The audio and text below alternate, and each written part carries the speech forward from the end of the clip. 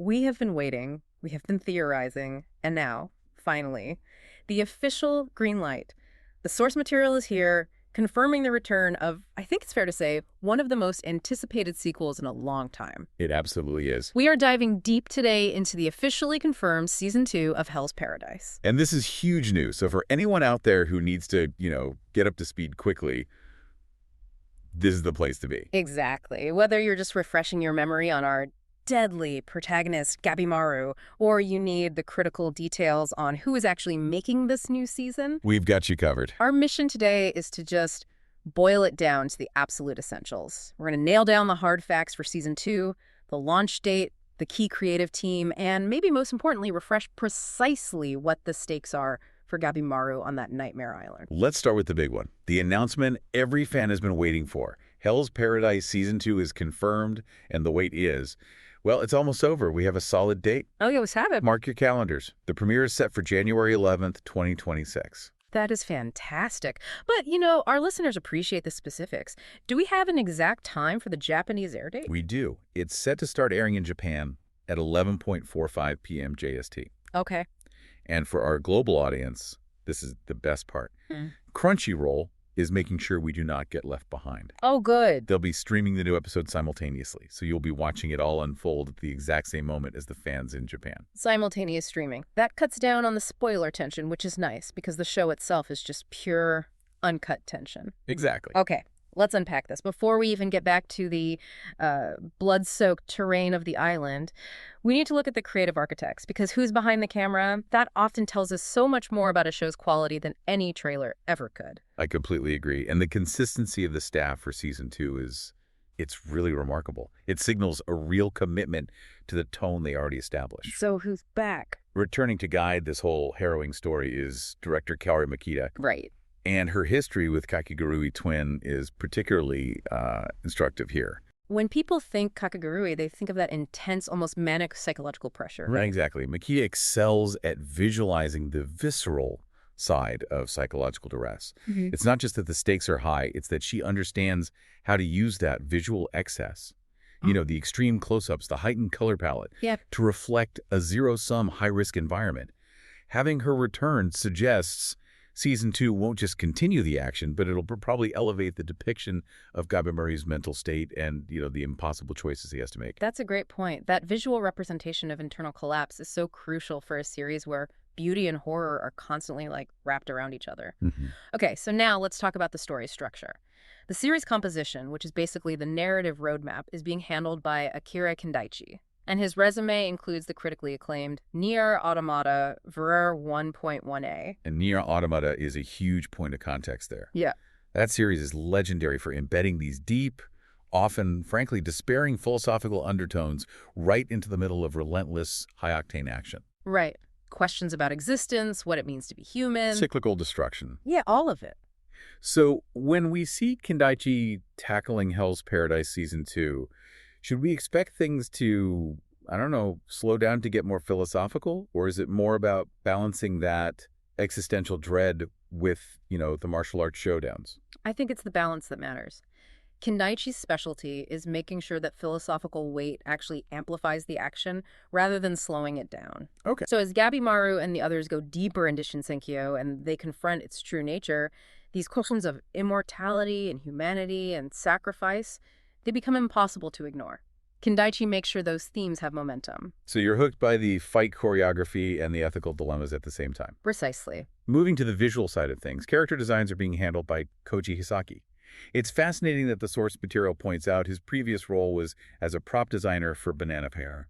It is, yeah. And that background gives a really specific kind of insight.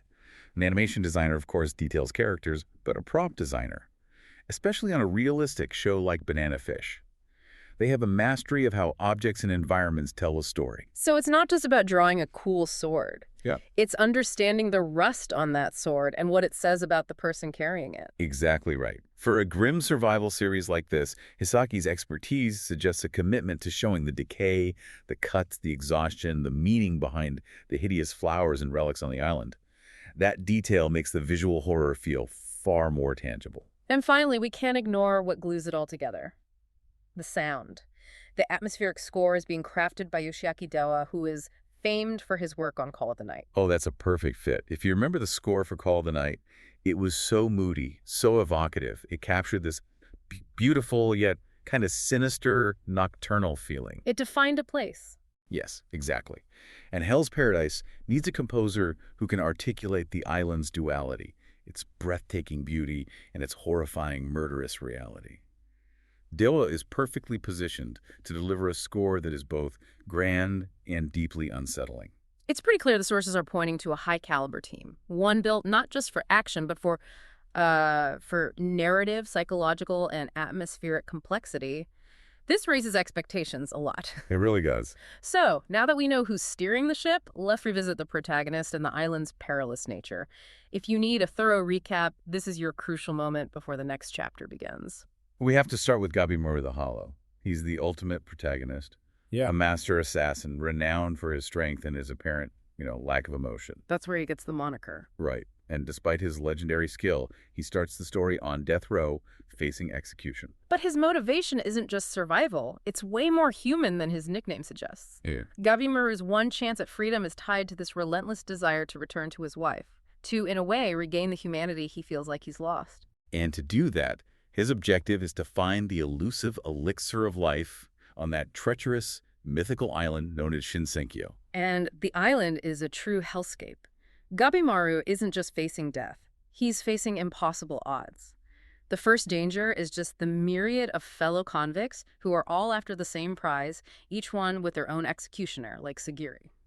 It makes every single interaction a potential zero-sum battle for resources, for information, for your life. And this is the critical context from the sources we need to remember going forward.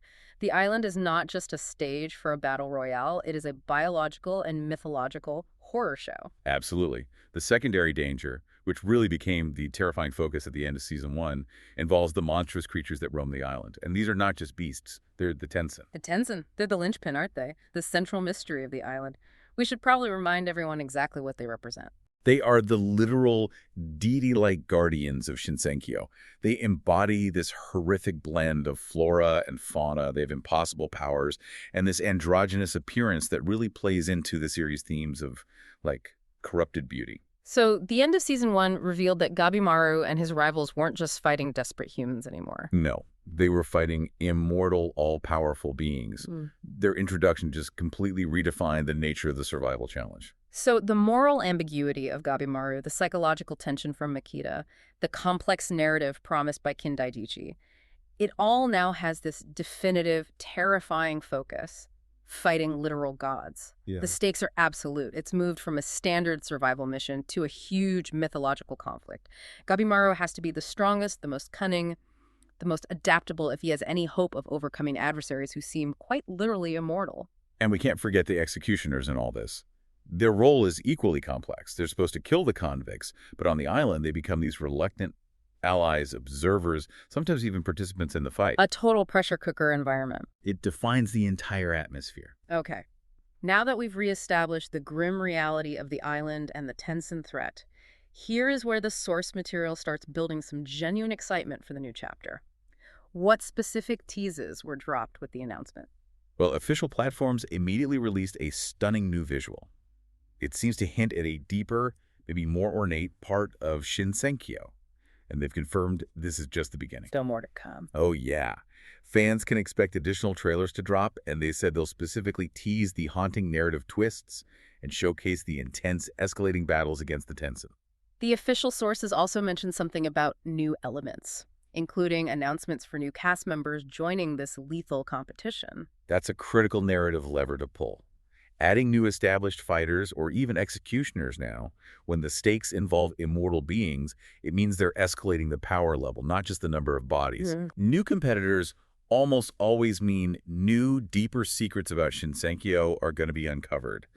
And it could force Gabimaru into these temporary, highly volatile alliances. And volatility is the defining trait here, isn't it? Introducing an unknown factor with unknown motives into a fight against demigods. I mean, the path to the elixir just got exponentially more complex. Yeah, it's not just about avoiding monsters anymore. You don't know who will betray you, or maybe more importantly, who you might desperately need to rely on. And that brings us to the thematic promises of Season 2.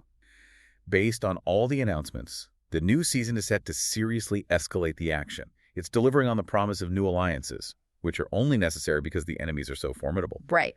Epic showdowns now against the Tensen themselves, and a deeper exploration of the continued grim realities of survival under such crushing supernatural pressure. So the expectation is that they're taking everything that worked from the first season and just turning the dial way up, using that high-caliber staff to make this mythological escalation feel earned, both visually and narratively.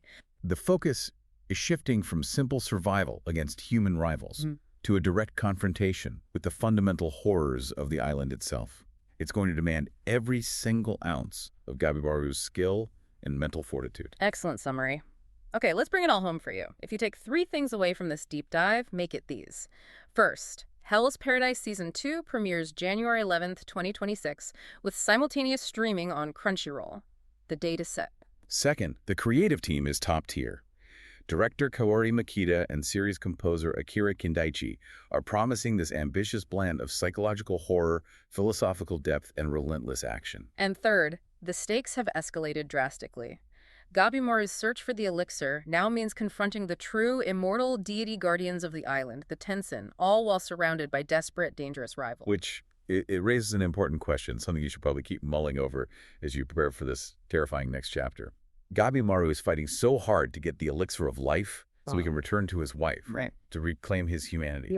But given that the island and the Tensen force everyone to just shed their moral codes and psychological stability simply to survive, what is the value of the humanity Gabimaru is fighting to bring home if the journey demands he abandon all of it? In a place called Hell's Paradise, the greatest threat might not be the monsters you fight, but the monster you have to become. Something for you to consider. And make sure to keep an eye on Crunchyroll for sneak peeks as the clock counts down to the premiere. We'll see you back here for the next deep dive.